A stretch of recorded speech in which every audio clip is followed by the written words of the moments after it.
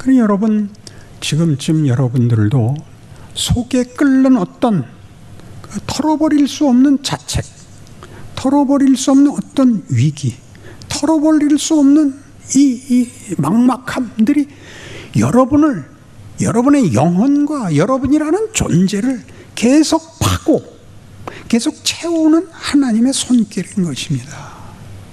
사람은 평안한 것은 기억이 나질 않습니다. 기억나는 건 다 잊을 수 없는 과오들입니다. 잊을 수 없는 과오들. 그것이 일을 합니다. 하나님이 그 속에 우리를 집어넣어서 환난을 만나게 하십니다. 예수를 믿고 감동하고 확신하고 헌신했는데 왜 이 모양이냐? 그게 평생 하나님이 우리 안에서 하는 일입니다. 제가 젊었던 시절에 70년대 초에 한국에 부흥이 시작이 됐죠. 제 후배들이 그 부흥에 말하자면 그 시초의 열매들이 되어서 다 감동을 받고 그 마음에 좋은 헌신들을 해서 훈련을 내비게이터에 가서 받습니다. 그리고 돌아와서 저를 찾아왔죠. 저는 그들이 저한테 한 3년에서 5년쯤 후배들인데 그들의 모든 정신과 인생을 장악하고 있던 선배입니다. 이들이 헌신하고 교육받고 돌아와서 맨 처음 한 말하자면 신앙적인 모범적 실천이 형님은 왜 인생을 그렇게 사십니까? 이거였습니다. 형님, 구원의 확신이 있으십니까? 모르겠는데, 형님, 구원 받으셔야 됩니다. 나는 내가 구원이 필요한 사람이라고는 도저히 납득할 수 없었습니다. 나는 아브라함과 이삭과 야곱의 하나님을 알며 예수 그리스도를 알고 있습니다. 그러나 그들이 얘기하는 그런 구원 확신은 없습니다. 어느 날 어디서 어떻게 받은 구원은 없습니다. 근데 이것들이라고 해야 됩니다. 제 그때 심정은 변한 거예요. 가장 모범적으로 살아요. 그리고 대학부를 만들어가지고 그 후배들을 교육시키기 시작하는데 완전히 사관학교 같이 된 거예요. 근데 전 그게 마음으로 별로 항복스럽지 않았어요. 그 획일화가. 나도 죄짓긴 싫은데 그렇게 획일적이고 그들이 지금 가지는 신앙의 모습들은 인생에 주어진 현실에서 극히 일부분밖에는 살아내지 않더라고요. 그러니까 제가 보기에는 축구 경기장에 줄 긋는 사람 같아요. 줄 똑바로 긋는 사람. 이 왼수들은 지들이 줄 긋는 게 축구장인지 배구장인지도 모르는 것 같고, 물론 축구도 안 하고 배구도 안 해요. 근데 나는 줄 긋는 사람이 아니라 나는 경기자이고 싶은 거예요. 내 스스로 볼을 차보고 싶은 거예요. 그때는 그런 건지 몰랐어요. 뭔가 하여튼 불편했어요. 그 하나님은 나를 그런 모범적인 인생으로 끌지 않고 이쪽 환난과 인내로 몰았어요. 세상 현실을 어떻게 살아야 하는지, 세상이 말하는 식으로 살벌하게 살 그런 비열함을 증오하고, 그러나 외면할 수 없고, 때에 따라서 거짓말도 해야 되고 아첨도 떨어야 되고, 그러나 그러는 꼴은 보기 싫고, 이걸 길게 저는 겪었고, 이 왼수들은 지들끼리 사니까 거기는 평화롭더라고요. 속이는 놈도 없고 속일 줄도 모르고, 거기는 정직하며 성실하며 신실하며 공부도 잘하고 병신 같은 놈들끼리 모여서 자기들끼리 칭찬하고, 난 도대체 모르겠는 거예요. 그건 보편적 인생이 아닌 거예요. 보편적 인생이라는 거는 흙탕물 속에서 굴러야 되는 건데, 자기네들끼리 모여서 여기가 천국이라고 얘기하는 것을 나는 도무지 이해할 수가 없었습니다. 저는 많은 시험 속에서 보통 사람들이 걷는 것 같이 고민하며 더 많이 잘하려고 노력하며 무너지며 자책하며 숨기며, 그래서 설교에 분노가 나오곤 했던 것입니다. 그래서 누구를 향한 어떤 정죄를 위한 분노가 아니라 인생이란, 신앙행위란 보기보다 어렵더라. 너 쉽게 얘기하지 마라. 이게 이제 젊었을 때 설교에 가장 많이 튀어나온 분노입니다. 제 어머니가 늘, 야, 너는 이상한 데서 왜 성질을 부리냐? 보통은 하면 무슨 결단을 내려야 되거나 무슨 거대한 이상을 발표할 때 성질을 부리는데 나는 이상한 평범해 보이는 내용에서 갑자기 성질을 내잖아요. 왜냐하면 이것들은 여기가 쉽다 그런단 말이에요. 쉽지 않아요. 인생은 쉽지 않습니다. 일단 세상이 죄가 최고의 권력으로 자리 잡고 있는 환경이 개선되지 않습니다. 그 속에서 우리 보고 신앙생활을 하라 그러니까 신앙생활을 하려면 죽어야 되고 져야 되는데 죽고 지긴 싫잖아요. 그러니까 우리도 신앙으로는 안 이겨져요. 기도 아무리 해도 해결 안 시켜주니까. 그러니까 굴복해야죠. 타협해야죠. 이건 뭐냐? 이제 평생의 싸움이 된 겁니다. 그래서 분노하죠. 그리고 상대방이 뭘 잘못했는지 날카롭게 지적을 하죠. 그걸로 변화되는 사람이 없을 뿐만 아니라 관계만 나빠집니다. 납득시킬 방법이, 항복시킬 방법이 없더라고요. 세상은 딱 이거 하나입니다. 너 그렇게 하면 죽어. 네가 내 말 안 들으면 너 이 세상에서 못 살아. 이거 하고 그거 안 하면 너 이렇게 바보같이 살려면 뭐 때문에 살아있어? 그래서 자폭하게 만듭니다.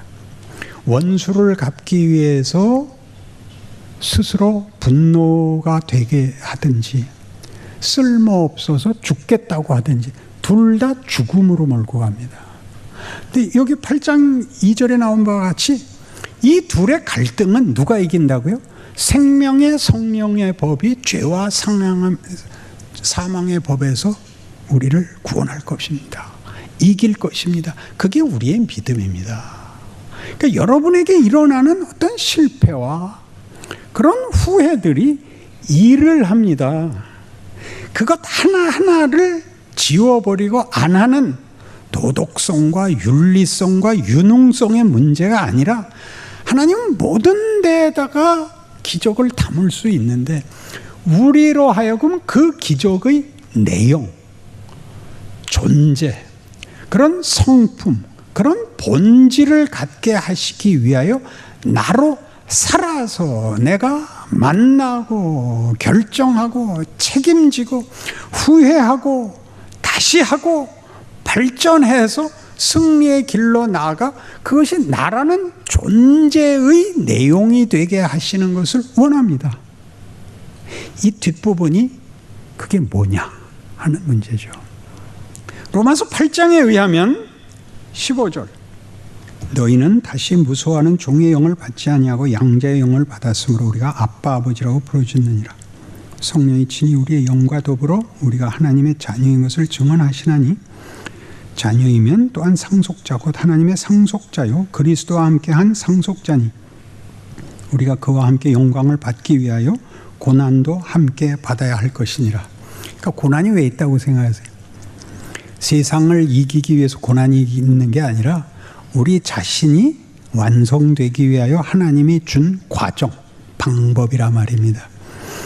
예수의 구원도 보면 우리를 구원하시는 하나님의 구원도 선포, 무슨 초월성으로 하지 않고 구체성으로 합니다. 성육신, 하나님이 우리를 구하기 위해 인간으로 몸뚱아리를 입고 시간 속에 들어오셔서 제자들을 가르치시고 그것들 다 배신하고 도망가고 설마 죽을 줄은 몰랐고 끝까지 쫓아갔던 베드로마저도 결국은 포기할 수밖에 없었던 정말 죽어버리는 말이 안 되는 그래서 끝장인 엠마오로 가는 두 제자가 우리는 그가 메시아인 줄 알았노라. 그러나 불행히도 그는 죽고 말았노라. 그래서 우리가 이렇게 엠마오로 가고 있느라 예수님이 뭐라 그래요? 야, 이 빙신 같은 놈들아, 내가 너희들한테 뭐라 그랬냐? 다시 생각해봐라. 내가 얼마나 많이 얘기했고 구약의 모든 예언이 메시아가 고난을 통하여 구원을 이룬다고 도대체 몇 번을 말했냐? 그래서 눈깔이 튀어나왔다. 그간에 알아들어요, 못 알아들어요?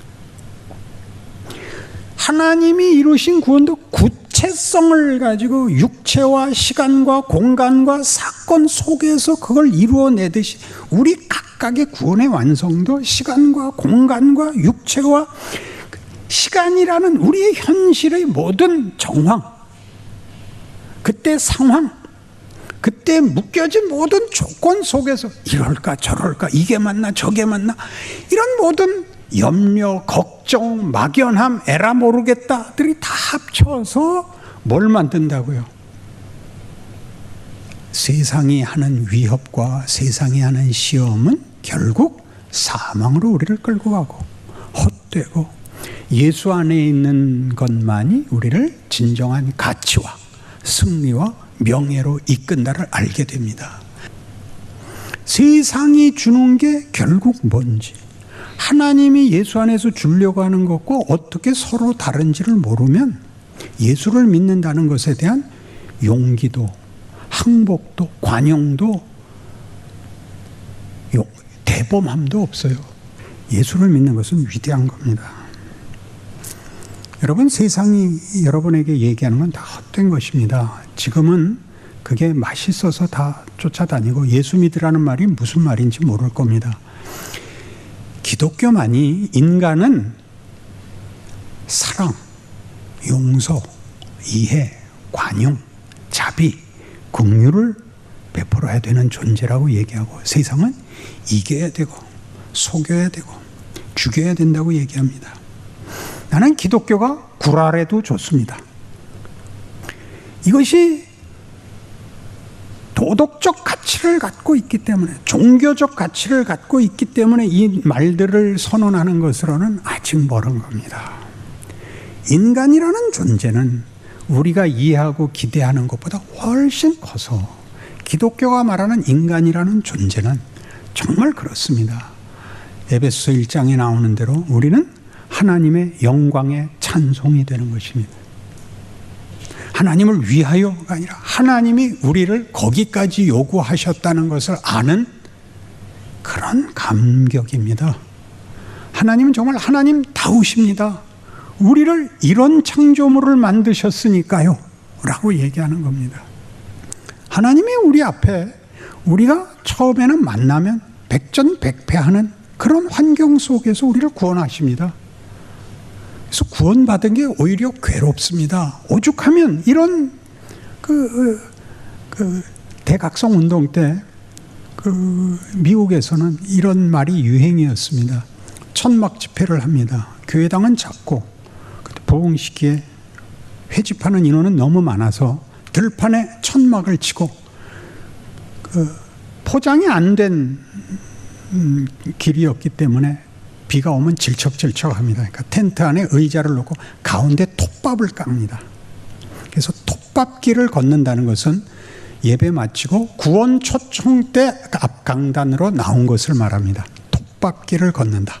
그래서 이렇게 되어 있습니다. 부흥 시기의 고백은 톱밥길을 걷고 되돌아 나와서 천막 앞에서 추록에 치여 죽는 게 최고다. 왜 그런 말이 나왔을까요? 그 다음에 다 실패하니까. 그 실패가 실제로 나를 만드는 것이다라고 생각하는 적이 없죠. 당연히 여러분 이 질문이 나올 것입니다. 그럼 뭐 때문에 열심히 신앙생활을 해야 되는가? 로마서 6장 1절을 읽죠. 그런즉 우리가 무슨 말을 하리요? 은혜를 더하게 하려고 죄에 거하겠느냐? 그럴 수 없느니라. 죄에 대하여 죽은 우리가 어찌 그 가운데 더 살리요? 무릇 그리스도 예수 아파요 세례를 받은 우리는 그의 죽으심과 아파요 세례를 받은 줄 알지 못하느냐? 그러므로 우리가 그의 죽으심과 아파요 세례를 받음으로 그와 함께 장사되었나니 이는 아버지의 영광으로 말미암아 그리스도를 죽은 자 가운데서 살리심과 같이 우리로 또한 새 생명 가운데서 행하게 하려 함이라. 은혜를 얘기하면 당연히 무슨 반론이 나오냐 하면 은혜가 값없이 주어진다고 뭐 때문에 열심히 살아야 되느냐가 나옵니다. 공짜라며. 그러니까 제가 이 성경 본문을 이해시키는 예화입니다. 여러분 학교 공짜로 붙여주면 학교 안 갈랍니까? 학교를 붙여주면 가서 배워야 할 거 아닙니까? 그렇지 않습니까? 난 공짜로 붙여줘서 안 가도 돼. 또 가면 또 공짜로 붙여줄 거야. 그래서 학교를 합격만 하고 다니지는 않는 거죠. 하나님은 우리에게 새 생명을 주심으로 말하자면 우리에게 명예를 주십니다. 우린 멋진 인생, 멋진 존재가 될 수 있습니다. 은혜를 받기 이전에는 죄밖에 지을 것이 없습니다. 미운 짓밖에 할 게 없습니다. 말을 하면 저주하거나 경멸하거나 분노하거나 선택의 여지가 그것밖에 없는데, 은혜로 인하여 어디로 오느냐면 용서하고 사랑하고 웃고 하는 선택으로 옵니다. 근데 우리는 이것이 은혜가 이리로 밀었다는 걸 모르고 더러움에서 명예로 밀었다는 것을 모르고 공짜라는 데만 집중되어 있기 때문에 선택의 폭이 이 전체에서 뭔가를 열심히 해야 되는 것으로만 알고 있지, 내 노력과 진정성이 떨어져서 다시 죄를 짓는다고만 생각하지 명예와 불명예, 수치의 대조를 모르고 있습니다. 조금 전에도 얘기한 것 같이 상대방이 미운 소리 할 때 같이 말하면 손해입니다. 그때가 기회입니다. 당신은 말이야 늘 잘난 척하는 게 큰 잘못이야. 내가 모를 줄 알아. 난 네 속도 다 알아. 그럴 때 지적해 주셔서 고맙습니다. 이렇게 얘기하는 겁니다. 외우지 마시고. 여러분 집에 돌아가면 네가 날 뭘 안다 그래. 넌 잘났어? 우리의 반응은 다 이겁니다. 우리 그냥 지고는 갈 수 없죠. 우리 말싸움의 아주 중요한 부분이 뭐죠? 마지막 말을 하고 싶은 거. 그래서 논쟁이 끝이 안 나죠. 옆에서 보는 사람은 누가 하나 참고 마지막 말을 하지 좀 말아다오. 그래서 싸움이 멎기를 바라는데 아무도 마지막 말을 아끼는 사람이 없습니다. 너같이 믿어갖고 천국 갈 줄 알아? 내가 천국 가서 너 안 볼 거 내가 뻔히 알아. 나는 예수님이 너 안 온다고 이미 가르쳐줬어. 이 말 하지 말고, 이 말 하지. 그래, 그렇게 지적해줘서 고마워. 이렇게 하세요. 여기까지 오기 어려우면 침묵하세요. 입을 다무시고 그 다음에 인상을 펴세요. 과장하려는 얘기가 아니라 그런 말은 상대방에게 아무 영향이 없고 본인에게만 손해요. 못난 짓을 연장하는 거라고요. 그러니까 신앙이 뭐냐? 인간은 예수 안에서 원래 창조의 영광을 회복했다를 아는 것입니다. 그걸 여러분 걸로 만들어가는데 얼마나 오래 걸린다고요? 전 평생이 걸립니다. 왜 그렇게 하죠? 하나님은 우리를 꽃을 피우게 하지 않습니다. 나무를 만들고 싶어 하십니다. 그래서 오래 걸립니다. 이 일을 왜 이렇게 길게 하죠? 하나님이 이리 가라 이렇게 정해주지 않고 내가 나를 극복하여 죄성을 극복하여 우리 조상 아담이 한 선택을 내가 극복하여 예수의 선택의 자리까지 오는 기간, 기회를 요구하십니다. 명예로운 기회입니다. 그런 시간이 여러분에게서 작용하는 그 과정을 살고 있는 자신을 안다면 내가 이렇게 해야 일이 되고 이렇게 해야 어떻게 되고 보다 이 순간에는 나는 어차피 승리할 일에 대하여 어떤 하나님의 사람으로서 어떤 태도, 어떤 반응, 어떤 결정을 내려야 되는가를 심사숙고하여 한 걸음씩 나아가십시오. 각오하고 진정성을 확보하고 보상을 받고 하는 것보다 더 큰 이런 하나님의 훈련과 기회와 과정이 우리 인생이라는 걸 안다면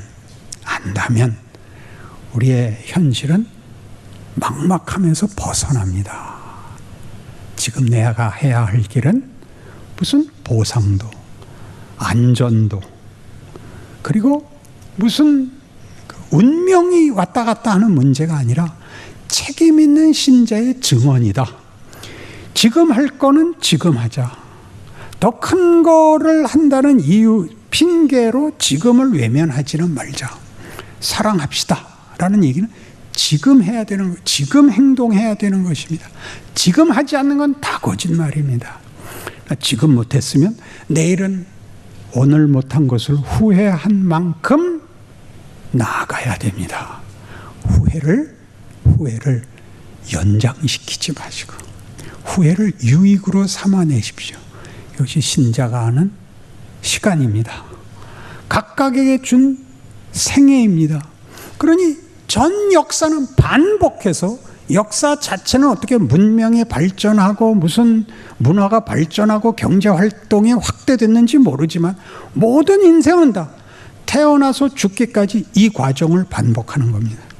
아담의 후손으로 태어나고 아담의 DNA를 지배받고 예수를 만나고 예수의 DNA를 받아서 둘의 갈등을 겪고 세상 속에서 세상이 하는 요구와 위협 앞에서 하나님의 약속이 얼마나 더 위대한 것인가를 알아가는 과정을 겪는 거죠. 각각이 겪는 겁니다. 그러니 여러분 모두에게 관대한 마음을 가지십시오. 그가 완성되어야 되는 것이지 내가 그를 조종하고 장악하는 그런 인생은 없습니다. 우리는 한 모범이 될 수 있을 뿐이지, 우리는 한 빛이 될 수 있을 뿐이지, 그 사람 대신 살아내는 인생을, 그 인생을 대신 살아내거나 그를 내 호주머니에 넣고 데려갈 수 있는 그런 인생은 없습니다. 그래서 각자 인생이 위대하고 각각에 대한 예의를 지킬 수 있고 기다릴 수 있게 되는 것, 이것이 우리의 현실입니다. 이런 이해가 여러분의 사역과 인생에서 모두의 감격으로 나타나시기를 바랍니다. 기도하십시다.